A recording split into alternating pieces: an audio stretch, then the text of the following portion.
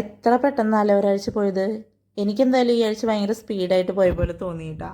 അപ്പോൾ ഈ ആഴ്ച പ്രത്യേകിച്ച് പരിപാടികളോ കാര്യങ്ങളൊന്നും ഇല്ലയെന്ന് വിചാരിച്ചുകൊണ്ടിരിക്കുമ്പോഴാണ് പെട്ടെന്ന് ഒരു പരിപാടി നമുക്ക് വന്നത്. അപ്പോൾ വേറെ ഒന്നും നോക്കിയില്ല, അതിനെ എന്നെ അങ്ങ് വെച്ച് പിടിച്ചു കേട്ടാ. അപ്പോൾ രാവിലെ പള്ളി കഴിഞ്ഞ് വന്നിട്ട് വേഗം റെഡിയായി ഫുഡൊക്കെ കഴിച്ച് നമ്മൾ അതിനിറങ്ങി. അപ്പോൾ പോണ വഴിക്ക് ഒരു ബേക്കറിയിൽ കയറിയിട്ട് കുറച്ച് ലഡുവും കാര്യങ്ങളൊക്കെ മേടിച്ചിട്ടാണ് കേട്ടോ നമുക്ക് പോണത്. അപ്പോൾ നമ്മുടെ മുതലിന് കടയിൽ കയറി കഴിഞ്ഞാൽ പിന്നെ മിഠായി വേണമല്ലോ. അപ്പോൾ അവനാവശ്യമുള്ളത് അവനെടുത്ത് കയ്യിൽ വെച്ചിട്ടുണ്ട്. അപ്പോൾ നമ്മൾ എവിടേക്കാണ് പോണേന്ന് വെച്ച് കഴിഞ്ഞാൽ എൻ്റെ അമ്മയുടെ അനിയൻ ഒരു ഷോപ്പ് തുടങ്ങിയിട്ടുണ്ട്. ആഡ് ബുൾ എന്ന് പറഞ്ഞിട്ടൊരു പരിപാടി എല്ലാവർക്കും അറിയാമെന്ന് വിചാരിക്കണു.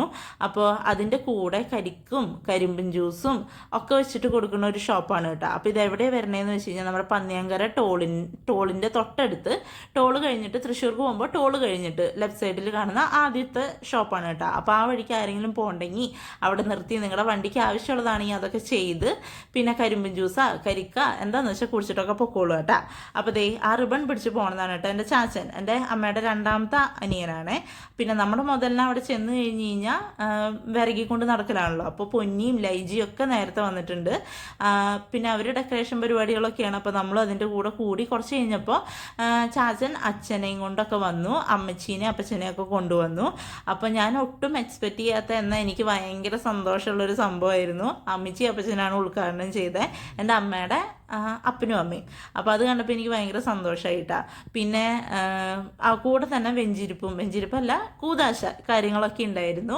അപ്പം ശരിക്കും കുറേ കാലങ്ങൾ കൂടി എൻ്റെ കുർബാനയും പ്രാർത്ഥനയും കാര്യങ്ങളൊക്കെ കണ്ടതിൻ്റെ ഒരു സന്തോഷം എനിക്കുണ്ടായിരുന്നു കേട്ടോ. ഞാൻ നല്ലോണം ആസ്വദിച്ച് നിന്ന് തന്നെ കൂതാശയൊക്കെ പങ്കെടുത്തു, കൂടെ പ്രാർത്ഥന ഒക്കെ ചൊല്ലുകയൊക്കെ ചെയ്തു. അപ്പോൾ ഞാനിങ്ങനെ ഓർക്കുക 4 കൊല്ലമായി കല്യാണം കഴിഞ്ഞിട്ട്, എന്നിട്ട് ഞാൻ പ്രാർത്ഥനയൊന്നും മറന്നില്ലല്ലോ എന്ന് ഞാനിങ്ങനെ ഓർക്കുമായിരുന്നു കേട്ടോ. അപ്പോൾ അതൊക്കെ കഴിഞ്ഞു വേഗം തന്നെ ഉദ്ഘാടനം കഴിഞ്ഞിട്ട് അപ്പം തന്നെ കൂതാശയും കാര്യങ്ങളൊക്കെ നടത്തിയിട്ടോ. ചില സമയം ഉണ്ടായിരുന്നു. അങ്ങനെ അതൊക്കെ കഴിഞ്ഞ് ചെറിയ രീതിക്ക് ഒരു ചായ സൽക്കാരും കാര്യങ്ങളൊക്കെ ഉണ്ടായിരുന്നു. അപ്പം ഞാൻ ചായ ഒന്നും കുടിച്ചില്ല, പപ്സ് കഴിച്ചു, ലഡു എല്ലാവരും കഴിച്ചു. എന്നിട്ട് ഞങ്ങൾ അവിടെ നിന്ന് ഇറങ്ങി. കാരണം എൻ്റെ വീട്ടിലും കൂടി പോകാനുണ്ടായിരുന്നു. പപ്പയുടെ അടുത്തും പോയി. പപ്പയുടെ അടുത്ത് ഇരുന്ന് കുറച്ച് നേരം ഇരുന്ന് വർത്താനം പറഞ്ഞു കഴിഞ്ഞപ്പോൾ ചാച്ചനും പിള്ളേരും വീണ്ടും അവിടേക്ക് വന്നു. അപ്പോൾ അവൻ ഉറങ്ങുമായിരുന്നു. പിന്നെ എണീറ്റ് കഴിഞ്ഞപ്പോൾ അവൻ്റെ കൂടെ കുറച്ച് നേരമൊക്കെ കളിച്ച് ഞങ്ങൾ വേഗം വീട്ടിലേക്ക് വന്നു കേട്ടോ. എന്തായാലും ഇന്നത്തെ ഒരു ദിവസം കഴിഞ്ഞ് കിട്ടി.